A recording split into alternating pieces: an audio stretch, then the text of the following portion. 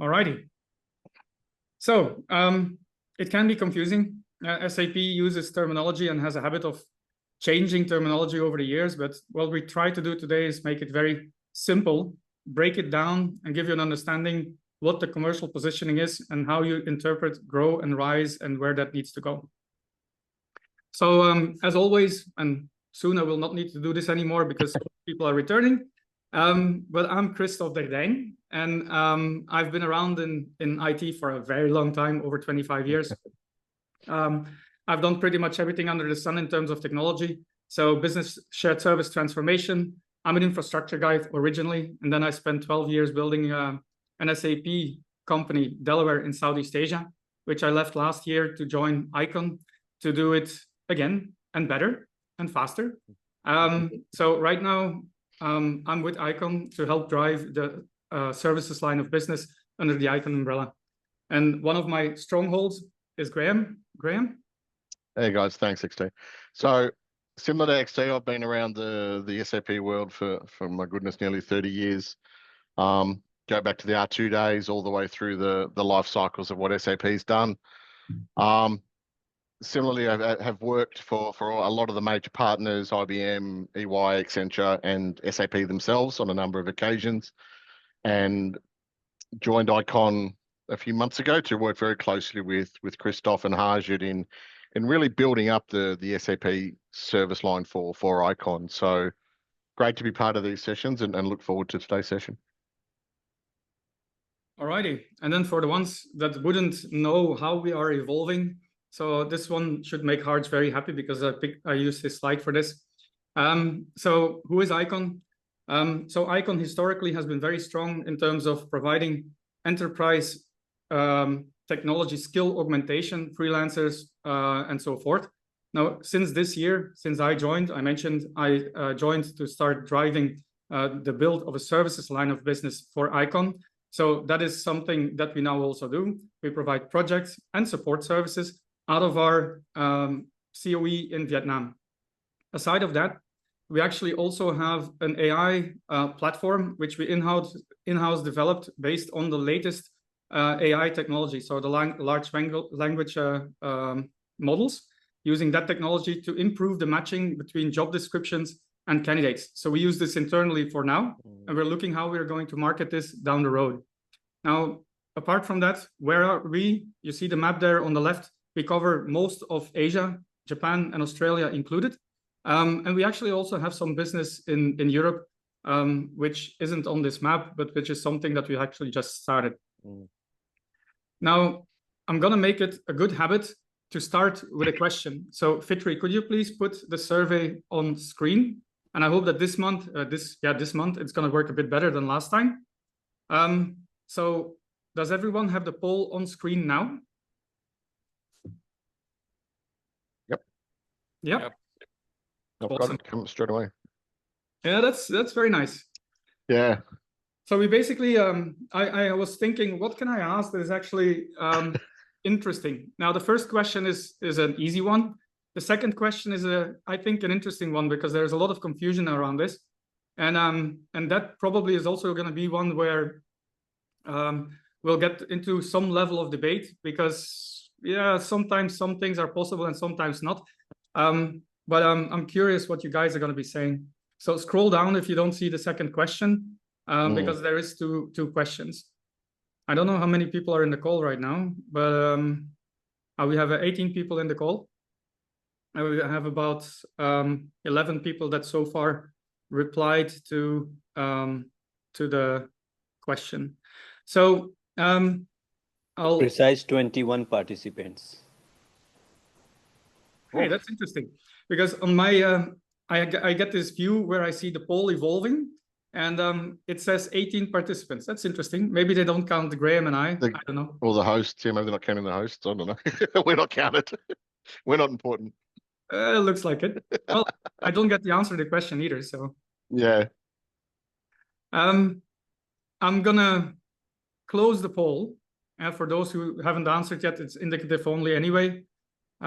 So I close the poll and now I'll share the results. So you should get a new pop-up that shows what the different answers are. And no surprise, in the first question, there's a lot of people that kind of have a bit of confusion or that they really don't understand the differences. And SAP doesn't always make it easy for us. So that's why you're here, my guess.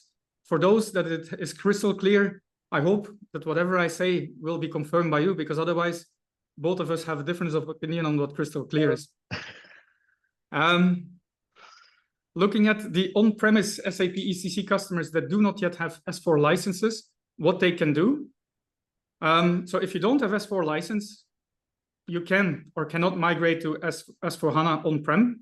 The people who are convinced that you can, according to the official SAP narrative, you can't. Yep. Because SAP, by principle, will not sell on-premise license anymore. Now, SAP wouldn't be SAP if they didn't find a way around this. So if you're large enough and you're strong enough and your buying power is strong enough, there are still options as far as I've heard. Yep. So it is a bit true that you can migrate to on-premise S4HANA, but in principle, you shouldn't be. Yep. Migrate to your own private cloud S4HANA. This is the same story like the on-premise, because on-premise and own private cloud is actually just a different hosting option. If you look at migrate to SAP's private cloud option, that is indeed definitely possible for an ECC customer. So there is a lot of tools available and so forth. And as part of some of the commercial packagings, these are provided.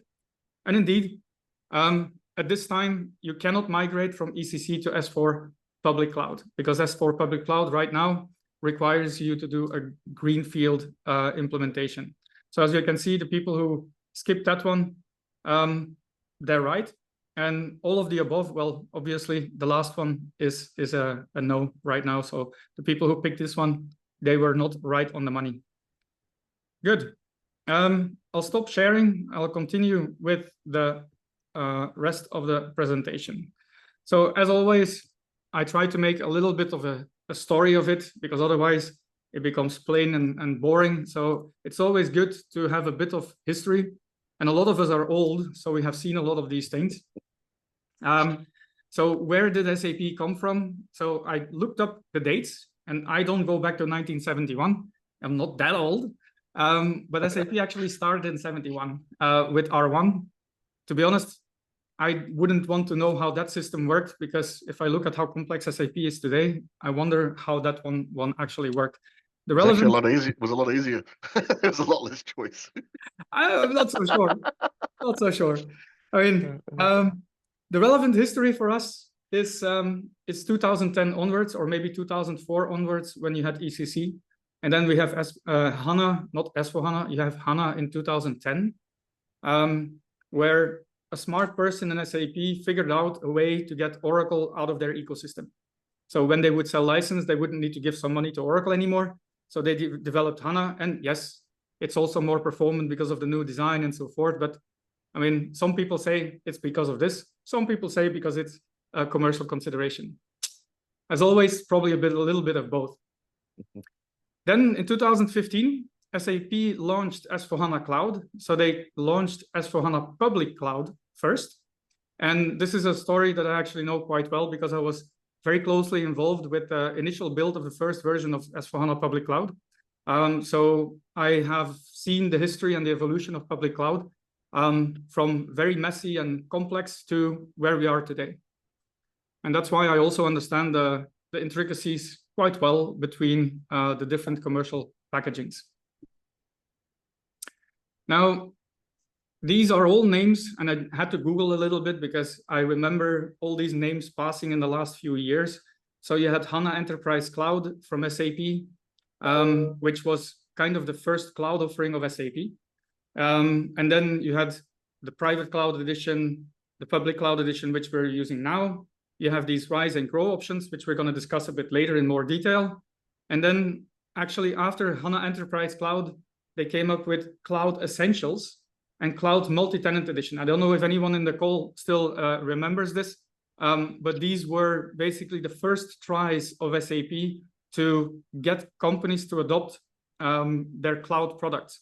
And in the Cloud Essentials and Multi-Tenant, there were very stringent rules on upgrades and so forth. And it didn't really gain a lot of traction, which is why SAP, as they very often do, used the learnings from the lack of success of that initial offering to evolve the offerings to become Rise and Grow later on.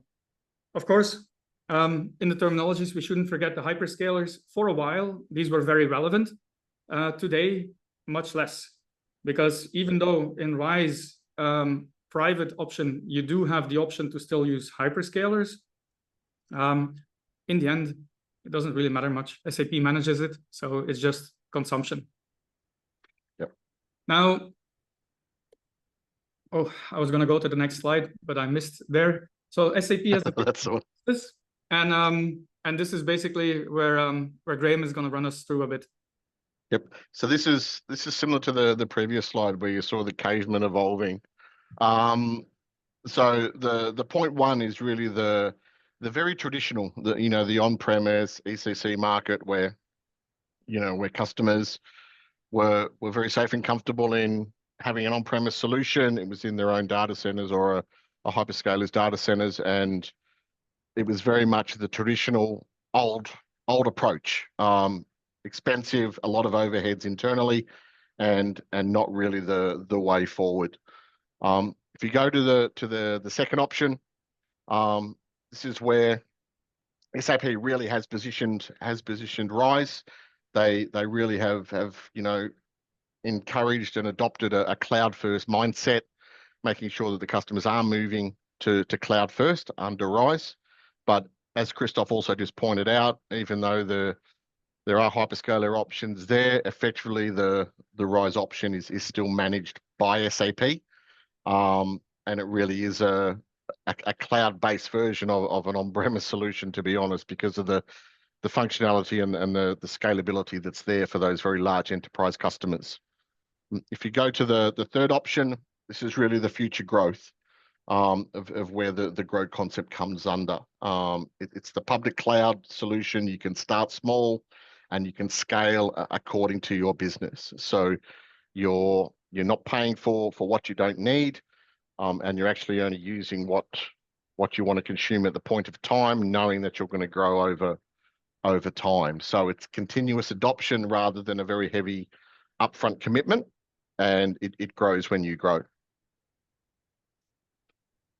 So as you see on the timelines, you're really looking at business value versus time. So it does vary dramatically. The old on-prem and Rise projects still are very time consuming and quite costly. Whereas when you look at a growth concept with public cloud, it is very much quick turnarounds, multiple agile sprints of projects that can consider a lot of value a lot quicker than those original and more traditional approaches. And then why do we want this new approach? Again, long-term sustainability, where we have a classic option on the left, and on the right, you have what they call modular ERP. So when you talk about the private cloud option or the public cloud option, if you use the new design principles, fit to standard, and basically adopting these standards, you would have a modular cloud ERP, the clean core, and the custom processes around it, which makes the long-term sustainability of our platform and the TCO a lot better than what it was in an on-premise world. Yeah, and just on this slide as well, I think if you're only seeing two boxes, and the left is your very traditional ECC on-prem solution or your option. On the right is your very flexible, agile grow option. Rise, and actually now we're talking about it, Rise sort of sits in the middle, because Rise has the flexibility and the breadth of what an ECC solution has, but it also has the benefits of being clean core and allowing for modular ERP. Now, where customers probably get a little bit confused is which way do they jump? Do they go left and consume Rise, but still adopt an ECC on-prem mindset when they're implementing? Or do they go right and try and follow the very future agile clean core approach and get the most value out of it? So it's sort of there is that middle layer there that's not really depicted because it's such a variable. Yeah, before the call, when Graham and I were going through the slides, we were debating this a little bit. So when you are an ECC migration customer and you adopt RISE private cloud, you should follow the right model, because this is going to give you the long-term sustainability and so forth. But your historical imprint and your historical habits may lead you to behave more like the system on the left, which would mean that you again have a heavily customized in system rather than customizations out of the system that talk with the core. So there is a third box, a virtual box that kind of sits across the both, and there is a risk that you need to take into consideration there. Correct. Yeah. Now, really getting to the meat of it. So rise and grow. So we talked a bit about the strategy and so forth, but then how do we get at this point? So in essence, we have S4 public cloud. And what is S4 public cloud? Now, I did some Googling to make sure that we have some nice words. But in essence, S4 public cloud is according to SAP at least, the true multi-tenant solution. So it's basically a centrally managed platform where every tenant always is at the same level of the software. And all upgrades and releases and hotfixes are deployed centrally at the same time to all instances.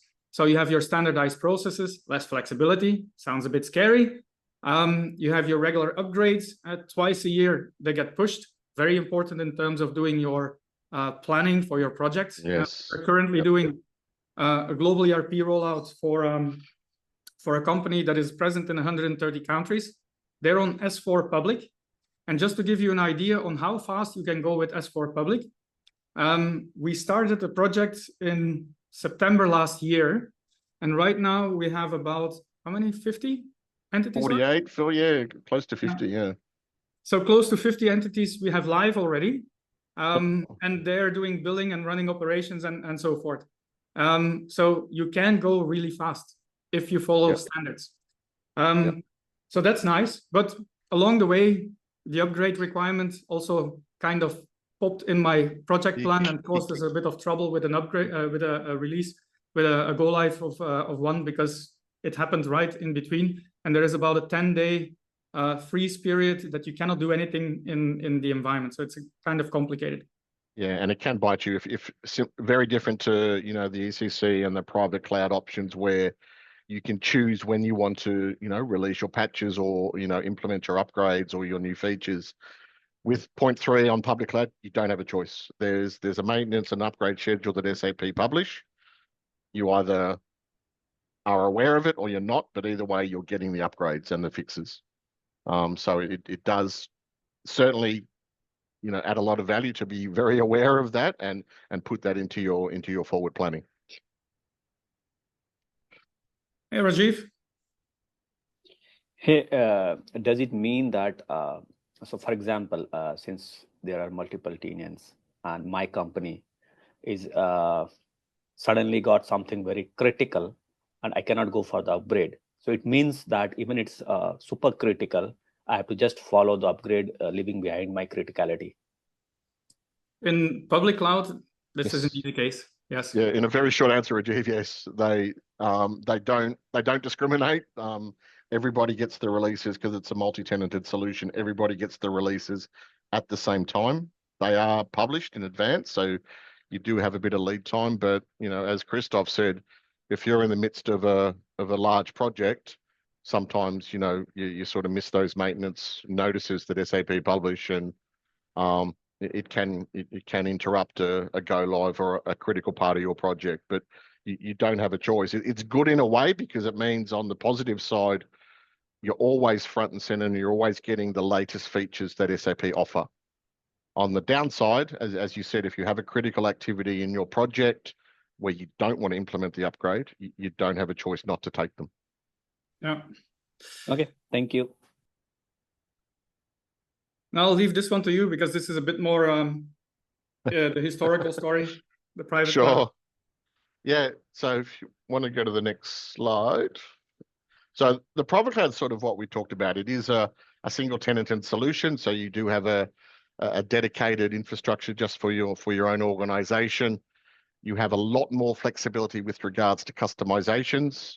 as we talked about those two boxes, even though you in a scenario where you should move to RISE and be on the very right, there is the tendency, if you have especially done a migration, that you might look to do customization within the S4 solution itself, rather than keeping it clean core through BTP. But it does give you that much greater customization option against public cloud, which you are very, very limited within the solution itself, and you need to leverage off the BTP and the extensibility options that are available.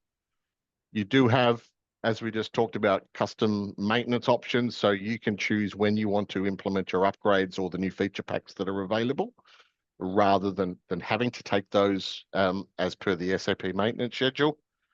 You've also got upgrade requirements at your leisure, similar to point 3 and point 4. They're sort of interchangeable a little bit, where you've got your upgrades and your maintenance options that you are available to stay within the supporter agreements with SAP. Public cloud, it's all sort of dictated for you.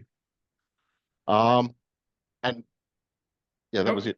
Sorry, that was it. So, because 3, 4, and 5 are sort of intermingled between the maintenance and the upgrade support you do get with RISE, which is a lot more flexible. But that being said, that does have a cost overhead in it, just like you would when you've got your maintenance agreements on ECC at the moment. So in principle, now we kind of know what the different products are that are underlying. And the question then is, yeah, I mean, can you just buy private cloud? No, you can't. So you have to go RISE or you have to go GROW. Now, what is then RISE versus S/4HANA? And RISE is actually what SAP then likes to call business transformation as a service. Now, in the bottom line, and you see these things here, you have a business process intelligence, some tools for upgrades. Then the third item is actually the core ERP, which will be your public cloud or your private cloud. So in S/4HANA, you have these two options, which you can both choose. But then also SAP bundles in the BTP platform to allow you to do all these extensions that you may want to do within the context of your specific business needs. And then you have some pre-configured integrations, mainly around banks. So you have a solution that allows you to directly integrate with a series of banks that is part of the standard solution offering. So in essence, it's business transformation as a service, but it's a commercial packaging of a number of different technologies. Now, how does this compare to GROW? Now, GROW is a newer commercial packaging, and it basically aims at the start of the market, or at at smaller companies. Graham, you want to walk this through? Yeah, sure, mate. So as Christoph said, GROW's aimed at the sort of the small to medium enterprise companies, especially when you start with a base package. So what you see in this slide is really, you are getting the base capabilities from an ERP perspective. You're getting all of your very standard ERP core functions. You still get group reporting, you still get digital access, you still get access to certain BTP elements to enable you to stay clean core, but you're not getting the full suite until you move to premium from a public cloud perspective. And that's the whole concept of GROW. You can start on a small basis with the minimal requirement that you need to run your business. And then as your business grows, you can then choose. Maybe you want to implement cash management or receivables, or you want to centralize your whole invoice process. That's an opportunity to grow over time, but it allows you to not have that initial investment and that initial implementation timeline to implement premium when you can start with base. Yeah. And eventually you can shift to RISE, where you have a bigger commercial, which gives you better pricing and things like this. Yep. So this and even on the RISE slide that was previous to that, there are different flavors of the RISE options as well. You've got your premium and your premium plus as well. So it does follow a similar concept of public cloud, but obviously the cost and implementation exponential is multiplied as soon as you move to that, where with public cloud, the base is very quick turnaround. Yep. And then, so in essence, what we just actually mentioned when we talk about Cloud ERP family name, S/4HANA Cloud is basically the group name of the real products. And SAP has made two commercial packagings. You have your Rise, you have your Grow. Rise, you have two options. Cloud Public Edition with a 3-tier ERP landscape. And where in the past we would talk about development, quality, and production, in the cloud, this is called customizing, test, and production. So the terminology is evolving, and it's very confusing in the beginning because where is my UAT environment? No, it's test and stuff like this. And then, of course, you have your private cloud edition, which we just discussed. And then under Grow, you only have S4 public cloud edition. And if you look at how you want to migrate, well, private cloud, you can do greenfield or brownfield, or the S&P option, which is a blue field, which is a like a mix between the two. And then for the public cloud, you have only a re-implementation that you can do, or an adoption if you don't have an ECC in place. So you need to start afresh. Yeah, at this stage, but there is discussions in place with SAP and companies like S&P to potentially down the track actually have a migration option for public cloud from ECC. It's not available, but I know there is discussions happening on that path as well. Yeah, and that's actually very exciting because yeah, it is.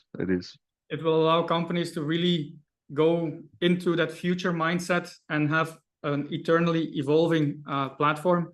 Just as a frame of reference, at the previous company where I was, where we implemented public cloud in 2015 as customer number 1, we were 850 people back then. And over the years, we grew to 5,500 people.